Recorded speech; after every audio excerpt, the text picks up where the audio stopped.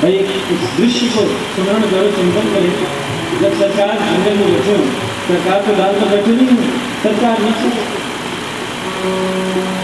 और हमारे हनुमान लाल जी महाराज की सेना है, वो सब कहाँ बैठती होगी? नीचे ना भैया।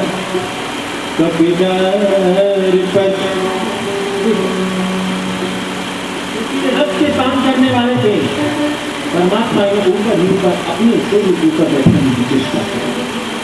मैं नीचे बच्चन को परमात्मा और बच्चन की साफ कहता है कि जो सत्य में स्थित है, जो सत्य में स्थित है, जो परम तत्व ब्रह्म में स्थित है, जो उसका रसिक है, मैं तो उसे ऊपर